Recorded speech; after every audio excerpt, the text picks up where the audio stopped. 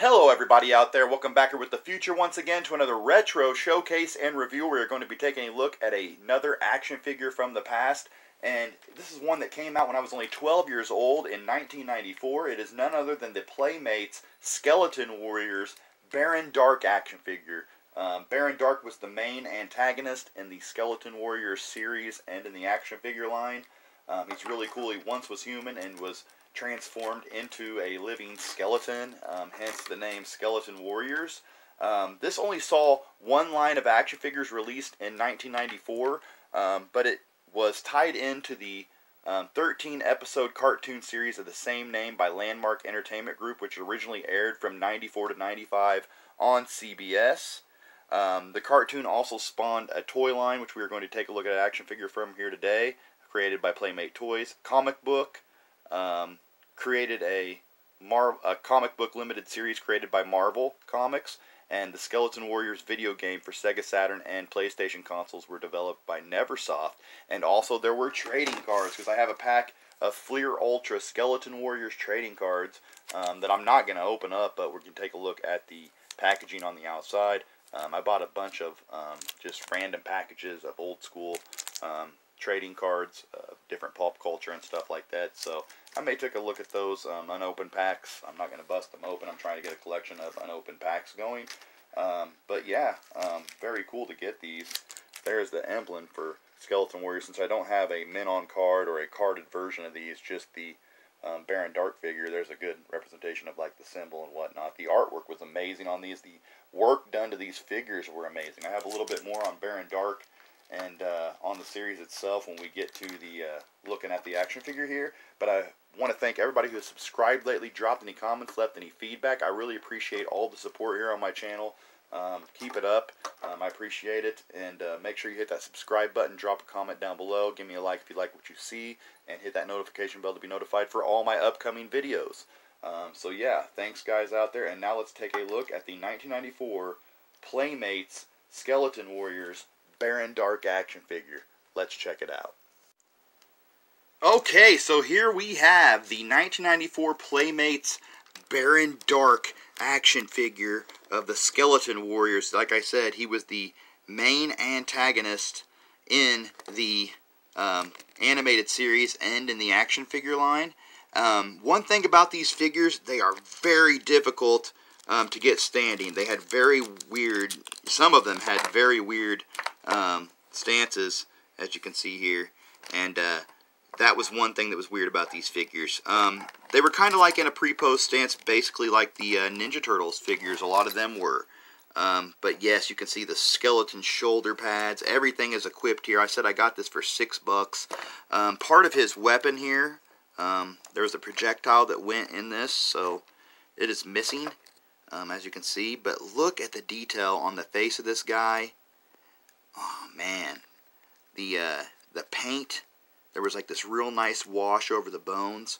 Great attention to detail like Playmates always have.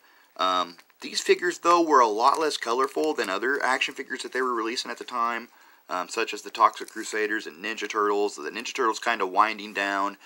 These figures were created to kind of fill the void and become the new rage, you know, for action figures, and become like the new masters of the universe. Yeah, these figures and series were intended to be like the new Motu for the 90s. And like I said, it kind of flopped in that aspect. The action figures, though cool, there was only, you know, 3, well, I'd say good guys, compared to, you know, 5 of the bad guys, or the bones. And like I love their saying, they were bad to the bone, because you can see here, along with Baron Dark, as I said, is we'll take a lot closer look at him after I get some of the info out of the way here. But yeah, you can definitely see like resemblances as him being like the Skeletor of the series. He even acted similar to Skeletor in the animated series. The figure though, a lot better done than the, if you go back and look at the animation from the series, the animation is nowhere near as good as the actual face of the figure itself here from Baron Dark. Look at those shiny gold eyes. Look at the accents they put on, like the gold on his foot there, like these spikes. And it's kind of that's one thing about this figure. I think I went for 6 because there's one spike broke off. I think he came with other weaponry too, other than that. But here's the pack of the cards that have the emblem on them. You can see Skeleton Warriors, Fleer Ultra, Premier Edition, Bad to the Bone cards, which these would be really cool to open. But like I said, I'm going to collect a collection of unopened packs. If I go back, I definitely think I might grab some of these to open up. They were only like $2 a pack. But for right now, I'm keeping them in the package. You had your Suspended Animation, Power Blast, Luma Bone, no guaranteed number of limited editions per box, Skeleton Warriors, owned by Landmark Entertainment. And you can see all the rights reserved. These were 1995 cards. So very cool to have some cards from 1995, unopened, still sealed in the pack, along with my Baron Dark figure here. But I do have some info here on Baron Dark and the Skeleton Warriors. Like I said, these were intended to be the Motu of the 90s, and they were first released by Playmates in 1994. Some of the figures were actually re-released by Replay in 2002, and sadly, a second series of figures that were never released by Playmates were not released by Replay either. And that second series had some amazing figures in the works. Go look them up. I wish that series would have been launched. There's like prototypes of some of the skeletons actually being different colored than just bone color, as you see them on the series and in the first wave. But a little bit of info on Baron Dark. He's the main antagonist of the 1990s cartoon Skeleton Warriors. He's an evil Baron who tried stealing the Light Star Crystal for himself, which caused it to split in two. His half turned him into a living skeleton who has the power to turn any person with the slightest bit of darkness in his or her heart into a skeleton warrior like himself. So that's the story there. And it says that he is obsessed with defeating the Legion of Light and taking control of both halves of the Light Star Crystal, thereby granting absolute power for himself. And it also says there that the personality is a lot like Skeletor from He-Man in a way. His evil and cruel yet cunning and intriguing behavior. He believes skeletons to be superior to humans, and he craves power and will stop at nothing to achieve his goals. So, like I said, they made him a lot, similar to Skeletor, because this was intended to be, the Motu of the 90s. I'm a big fan of Motu. And we could get a little comparison here of Baron Dark next to his Motu counterpart, Skeletor. So here it is. Like, if you had the Motu figures at the time, they'd actually tie in to play with the Skeleton Warriors, as they're, on that same scale, the 5.5 inch, Muscle Man style figure here, the original Skeletor, looks great in comparison to Baron Dark here. And you can see the resemblances of the two main characters, although, obviously, Baron Dark was made entirely of bones. You actually had some skin and muscle here to the original Skeletor here, released by Mattel back in the 80s. So Playmates, who gained the license, did a great job. And it's really cool to have Baron Dark and Skeletor next to each other. That's probably how I'm going to display them, standing next to each other, because they look like they're almost like brothers or something here from another mother. But yeah, we'll put Skeletor back there for the time being. That is the original Skeletor that was released in the Masters of the Universe Mattel line. He's a tall skeletal figure with dark blue hair and black eyes with red dots in the center. He has a tiny skull on his head and a skull necklace, which they kind of represent there. He wears a long red cape and wears shoulder armor covered with skulls. So that's his appearance. But yeah, the cartoon, very nice. There was also other figures. Prince Lightstar, Grimskull, and Ursak the Guardian were the three good guys. And then you had Baron Dark, Shriek, Dr. Cyborn, Dagger, Oracula, Skeletal Legion Warhorse, and the Skeletal Legion Skull Cycle as vehicles. So you had two vehicles. And he looked good on the Warhorse because he was hard to stand. I didn't have these figures back when I was 12 years old, but my friend down the street had a lot of these, and I remember Baron Dark being amazing and wanting him back in the day, so I had to get him when I saw him, you know, for only $6 there in Killins. And look at the cape. Just amazing attention to details. We're going to get a good look here at the figure as I'm done, you know, giving off any details about Baron Dark. Anything else you might want to add, go ahead and add down in the comments. I always like hearing facts about the shows and the figures and whatnot.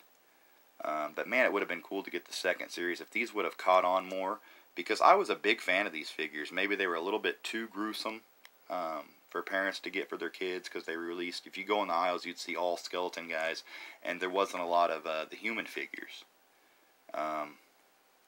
But yeah, if I'm wrong, correct me there, but I believe that that's the way it went. I love the skeleton shoulder pads and the necklace there in the middle. Look at that beard, like red beard coming off. Very sick. The attention to detail by Playmates back then was just amazing and unmatched by any other company, in my opinion. Like I said, they did the Toxic Crusaders, the Turtles at the time, other lines as well. That were amazing. Look at the attention to the detail as that skull there on the like loincloth there around Baron Dark. That is amazing that they paid that much attention to detail. Look, even underneath was attention to detail. They did not slack on any of it. And you can see here on the bottom, you have your stamp, which I like to show off usually. And you can see there it says 1994 LEG Playmates Toys. So very sweet. I think you could pop this off as well, his cape, but I'm not going to do it for this video. But you can see under the cape on the back, amazing too. They didn't slack at all. As you can see, let me lift up his, it's only a rubber like cape, so I can lift it up and not really damage anything. But look at the detail and the sculpting put in this. I like the barbaric furry boots around his ankles there. He's got like some kind of sandals on too. I don't know, the boots are sweet on there. But there's the back of the loincloth and the back of his ribs and backbone and the spine, shoulders, all the bones in there. This guy's amazing, especially if you like skeletons. You don't get any better than this. I mean, this line was just amazing. And look at the attention to detail on the head here. We got a great shot here. Sorry about my focusing right now. Trying to get a good focus. It's like we can't get it too close. There we go. And wow, look at the working they put into the detail on the sculpt. I love the shiny eyes. Even that, you know, headdress that he has. Very amazing. The top of his shoulder pads even detailed out with that black. Hope I didn't break his cape off there when I did that. No, it don't look like it. That's pretty well done there.